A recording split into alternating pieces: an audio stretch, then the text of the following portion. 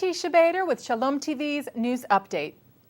The United States and Israel are set to hold a major military exercise later this month in Israel, simulating long and short-range missile attacks that Israel could possibly face in the future. The exercise, known as Austere Challenge 12, is said to be the largest ever joint air defense drill of its kind in Israel. According to the Times of Israel, 3rd U.S. Air Force Commander Lieutenant General Craig Franklin said that over 1,000 American troops will take part in the exercise. He also stressed, along with Israeli Brigadier General Nitzan Nuriel, who is the head of the Counterterrorism Bureau at the National Security Council and the IDF's lead exercise planner, that the drill is meant to reflect reality in the Middle East and is not related to any specific world events. Nuriel, though, added, "The fact that we are working together is a strong message in itself." The drill will begin on October the 21st and last for 3 weeks. Austere Challenge 12 was originally scheduled for last spring but was postponed due to regional tensions with Iran. Anat Hoffman, the leader of the Women of the Wall, was arrested Tuesday in Jerusalem for, quote, disturbing public order by singing a prayer at the Western Wall. Hoffman was arrested after she had begun singing the Shema prayer at the Western Wall during the prayer service the group holds there each month for Rosh Chodesh, or the beginning of the new Hebrew month. The Israel Religious Action Center, of which Hoffman is the executive director, told Shalom TV that Hoffman spent Tuesday night in jail and was released on Wednesday. She is now barred from going to the wall for 30 days. This is the 6th time that Hoffman was detained and the first time that she was arrested. There is a government ban in Israel regarding women wearing tefillin or talitot, Jewish prayer shawls, or reading from a Torah scroll at the Western Wall. Israel's foreign ministry announced the appointment of several new ambassadors on Wednesday, including a U.S. immigrant. Arthur Lenk, who made Aliyah from New Jersey in 1983 and joined the foreign ministry in Israel in 1994, will now serve as Israel's envoy to South Africa.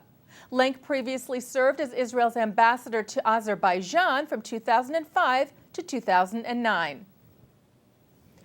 And here in the U.S., several Jewish groups have said they will not attend an upcoming interfaith meeting with their Christian colleagues because of a letter those colleagues sent to members of Congress earlier this month, accusing Israel of human rights violations and asking for a reevaluation of U.S. foreign aid to Israel.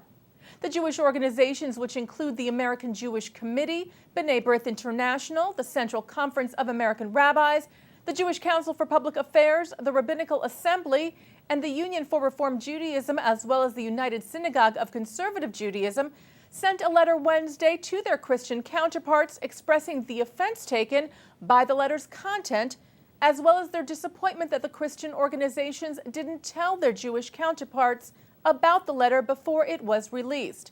The Anti-Defamation League had released a statement last week canceling their participation in the interfaith meeting as well. The letter in question from Christian leaders, to members of Congress, was signed by the heads of the Presbyterian Church USA, the Evangelical Lutheran Church in America, the United Methodist Church, the National Council of Churches USA, and the United Church of Christ. In their letter, the Jewish groups reiterated their strong commitment to interfaith dialogue and called for a summit between the senior leadership of their own organizations together with leadership of the signed Christian groups to find a more positive path forward for the two communities. The now canceled interfaith meeting, known as the Christian-Jewish Roundtable, was set to meet October the 22nd and 23rd in New York. The leader of the European Jewish Congress unveiled a model bill aimed at setting clear legal terms on religious freedoms in light of recent anti-Semitism and racism in the region. Congress President Moshe Kantor, who is also co-chairman of the European Council on Tolerance and Reconciliation, presented the model bill on October the 15th at the European Parliament. The bill seeks to protect several religious practices, including Jewish and Muslim slaughter and ritual circumcision. And finally, 2 rabbis were among those awarded for their work in interfaith relations by U.S. interfaith organization, the Temple of Understanding. Rabbi Yehuda Sarna and Rabbi Avraham Sutendorp were presented Tuesday night with the Juliet Hollister Award in New York City. Sarna serves as university chaplain and rabbi at the Edgar M. Bronfman Center for Jewish Student Life at NYU and founded the Jewish Learning Fellowship at the university. Sutendorp is a Dutch Holocaust survivor and former president of the European Union for Progressive Judaism. The Hollister Awards are granted to religious figures who bring interfaith values into the place of worship and to secular figures who promote greater understanding of spiritual values. Other notable awardees included NYU Imam Khalid Latif and Chelsea Clinton. And that's Shalom TV's news update. I'm Teisha Bader.